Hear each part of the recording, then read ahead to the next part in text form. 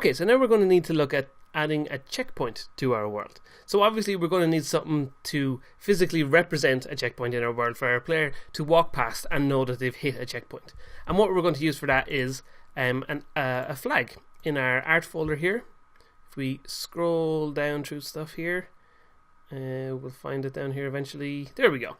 So we've got a bunch of flags here, and we've got versions of them rolled up as well. So what we're going to do is we're going to use a rolled up flag as the checkpoint, and then when the player walks past it, the flag will open, and that's how we know that the checkpoint is active.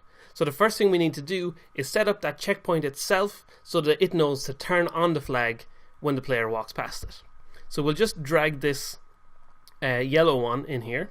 You could use any of the other colours as well, although the red and blue one aren't here. It's because they're on the next line. So if you scroll down, you can see they're on the line down here, along with some other versions of the flags open.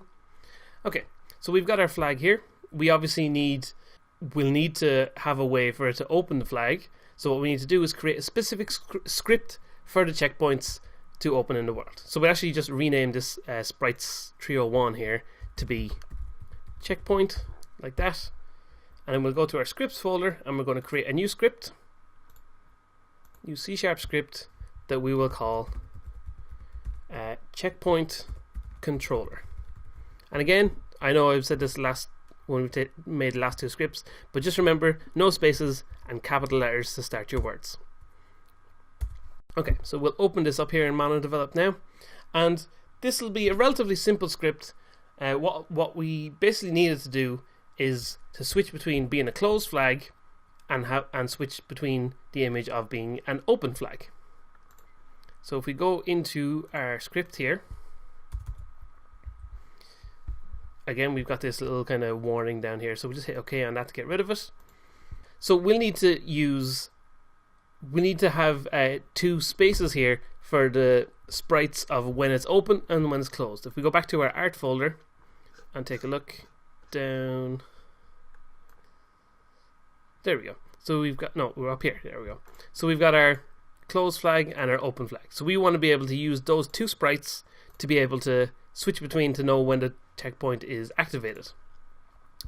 So in here we want to say public sprite, which will just be a reference to the specific sprite that we want to use, and we'll call this one flag closed, and we'll create another one for public sprite flag open. And what we want to do is, if we go back to our checkpoint here, we can see the only thing attached to this object at the moment is the sprite renderer script. And the sprite renderer is basically the component that makes an image display on the screen. And we can see here that we're looking at the Sprites 301 here, which is the closed flag, as we know. So while we're here, we might as well add the checkpoint controller script to here. So we'll type in here checkpoint, we'll start typing it, and we'll get it popping up here. So we got our checkpoint controller. At the moment there's nothing in there, but we know that we want this script attached to our checkpoint so they can actually run stuff. So if we pop back in here now, so much like we had to do when we were looking for the rigid body on the player and when we were looking for the animator on the player, we want to be able to make changes to this sprite here in the sprite render, so we're going to need to find the sprite render. So if we go down here, we're going to type in private sprite renderer, so we know we're looking for an object of that is the sprite render, and we'll just call this the sprite renderer, yeah, like that, and we hit our semicolons at the end. And then again, much like we did back in our player controller over here when we were looking for the rigid body and looking for the animator, we searched for those components on the same object. So we'll do the same thing here. For the sprite renderer, there we go, we want that to be equal to get component, so finding the same component that's on the same object, get component sprite renderer, and we close those sharp brackets, add some normal brackets in, just like that. So we can see we've used this same technique a few times now, and it's a very basic technique that's extremely handy to use, and it's something that you always kind of for anything that's going to be repeatedly happening, we want to make sure that we do that in the very first moment of time that something is opening, or that something becomes active in the world. So as soon as our game starts, we want as many checkpoints as we have in the world. We want them all to go, okay, make sure that we know where our sprite renderer is for our particular checkpoint in the world. So in our update loop here, we're not actually going to do anything because there's not anything we really need to run in there. So I'm just going to go down below that. And if we go back to our player controller again, much like we did there where we created a trigger enter for when the player entered into the kill plane, what we're going to do now here is create a trigger enter and check for when the player enters the checkpoint. So we're going to say void on trigger enter 2D, and again in a bracket here we're going to say collider 2D other. Now I know we haven't added the collider to the checkpoint here, but we'll get to that in a minute. For now we can just start working with our script here. Obviously without a collider it won't actually do anything for the moment, but we'll add that in a minute. So like I said, what we want to do is check and see has the player entered passed through the checkpoint and activated it so that our checkpoint flag should open. So the way we want to do that is we're going to say if, again, other.tag is equal to player.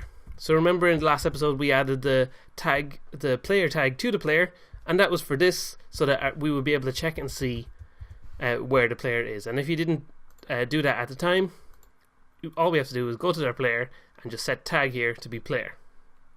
And again, you want to make sure that your player here is spelled the exact same and capitalized the exact same as we're checking for here. So basically now all we want to do is, okay, if the player has passed the checkpoint, what we want to do is just switch the sprite from being flag closed to being flag open. So here we're just going to say we want to get our sprite renderer, so the sprite renderer that we created above, we want to, on the sprite renderer, we want to access the sprite part of that, because that's what's choosing what image to use. So we can say the sprite renderer dot sprite, and we can just set that to be equal to flag open, because we know that flag open here is already a sprite. So if we want to set this thing to be the sprite here, we just need to set it straight up like that. So now we can save the game and go back into Unity and go back to our checkpoint. So now we need to add the collider to this for our player to walk into and for something to happen. So we can go here to our add component, and this time instead of adding a box collider, we're going to add a circle collider. So we got circle collider 2D, and we want to make sure we're always working with 2D objects as well. Now if we zoom in on this a little bit, we can see that the circle is kind of off to the side here, and what we really want to happen is when the player walks past the post here, that it becomes active, or even comes close to the post. So what we'll do is, we have an offset and an X and a Y here, so we'll get the X offset, and we're going to move that over so it's roughly in the center of the post like that. And we'll make our radius just a little bit bigger as well, to give our players a little bit of leeway when passing the checkpoint. We don't want them to kind of walk past it and miss hitting it. So then next thing we need to do is line it up with the ground. So we can move it manually like this, or we can do the thing we did when lining up everything and hold V and then click in the corner and just drag it down so it snaps right to the ground like that. And now we've got a flag on the ground and we've got an activation zone for it here. The only thing else we need to do is to fill in these blanks for our flag open and flag closed. So at the moment we have the flag closed on anyway, but we're going to want to at some point reset our checkpoints so that they're closed if our player goes back to the start of the level, say for example, or you reload the level, or you die, you lose all your lives, or whatever, stuff like that. So we're going to drag the closed one into the first slot and then the open one into the second slot like that. And that should be, no, actually I was about to say that should be everything, but we didn't make sure and turn on is trigger in our circle collider here. So we need to make sure it's a passable true zone, or else our player will just walk straight into it and bounce off it, and that'll be no good to us. So we'll hit play now, and we should see if we walk into it. There we go, our flag opens up and our player has activated and we're happy. So if we just stop running that game there, there's one other little thing we want to do. Because in the future we're going to want to use our checkpoint controller to decide whether our checkpoints are active and stuff like that, we're just going to add a little boolean here. We're going to say public bool, and we're going to call it checkpoint active.